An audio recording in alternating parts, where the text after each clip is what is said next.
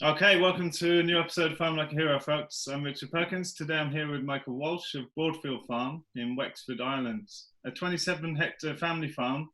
And Michael's really taken on a portion of that since 2016. The farm was originally built around a beef suckler enterprise, but he's brought along pastured eggmobile, a pastured broiler enterprise, as well as an on-farm poultry slaughter facility with additional Christmas turkey batches. So super excited to hear about that. Michael, thanks so much for taking the time to be with us today. No problem. Thanks for having me. Great to be So, here. yeah, thank you. It's great to have you. And I'm really curious then about the backstory. You grew up on that farm? Yeah. So I've been here. I'm 30. What am I? 31 now. So I've been here all my life.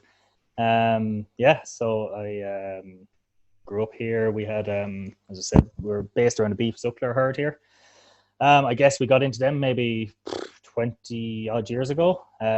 Before that, on the farm, there was my father actually milked cows here before that. And when he was starting out, he actually had his own dairy processing facility. So he sold his own milk.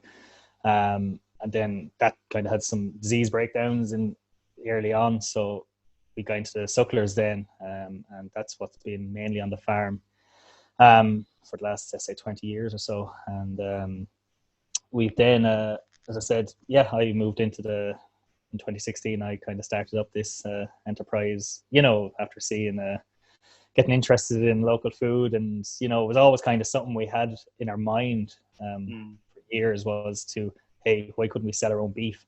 And that's been in our mind for I'd say 15 years going, why don't we sell our own beef? It's just strange that we have to pay a middleman or several middlemen, the lion's share of the money. So that's always been in our mind, but never really done anything about it, more talked about it. And I suppose I started getting interested and found information from you, from Joe Salad, and the same guys that everyone mentions really and I just started seeing them, and I reckon that, broilers, eggs, market gardening, all these small things were great ways to stepping stone into possibly, jumping further down the meat processing route. So it was an interesting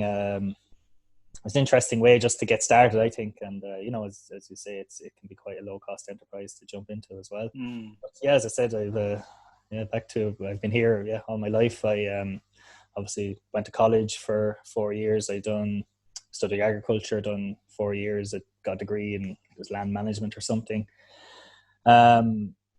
So that was for 4 years in Ireland here after school, and I kind of had a few jobs then after that.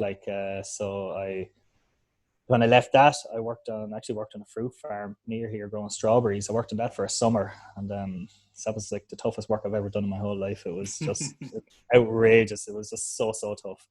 It was just, you're working in polytunnel or in tunnels in glass houses out in the field. It was such long days, hard work. It made me appreciate what you would have after it. That was an interesting introduction into the working life. Did you know you were going to come back to the family farm? Was that always on the cards though? Yeah, I always wanted to. In Ireland, and I guess it's probably similar everywhere. I was just listening to one of the interviews you done last week with one of the guys who was selling beef, and I laughed because he said he was just saying, I think it was maybe Belgium he was in or something, and he was just saying, brown, and he was just saying there's no money in commercial beef, and I was like, it's the same everywhere really, and there's not a massive amount of money in commercial beef in Ireland either.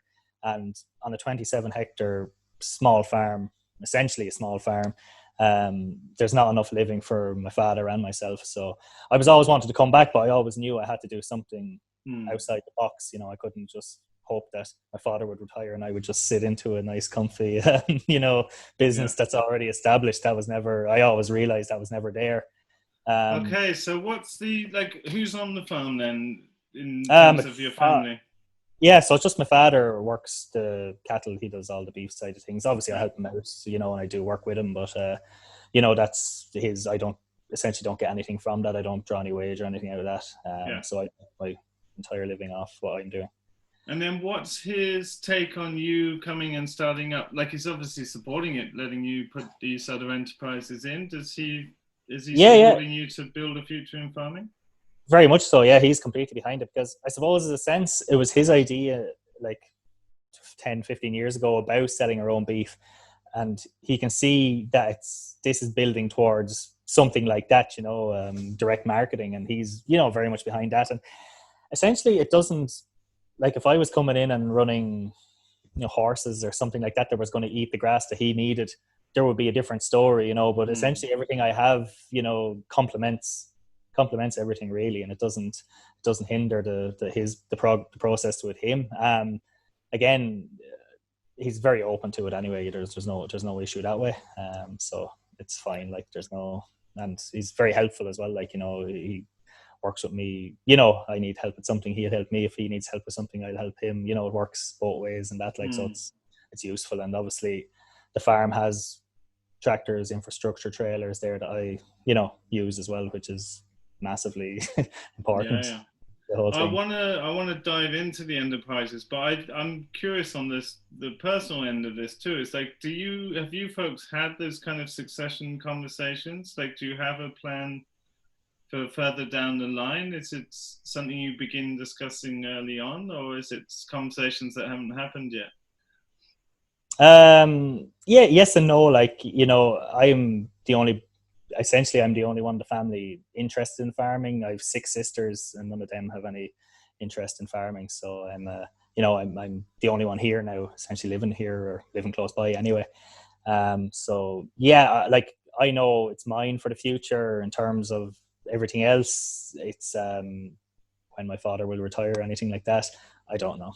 It's and I, like, by all means, it's his life, it's his world. I don't mind how, I wouldn't like someone to push me out and force me to do something I don't do. So by all means, I'm happy for him to work away and make his living off it and do as he does. There's no problem. It's essentially it's it's not going to be forever. It's fine. Like, I don't really mind. Again, it's probably something we need to talk about more, but essentially I do know, I will be, whenever he hangs up his boots, whatever way you want to put it, it will be I will be, full time on it then, for the whole thing. But as I say, I don't mind if he wants to farm till he's 90, 100, so be it. That's fine. Let him at it, I don't mind. As I said, hopefully I'll be that age someday, and hopefully someone won't be kicking me out the door, if I don't want to go, or I do want to go, whatever it be, so it's appreciating someone else's life as well, Yeah.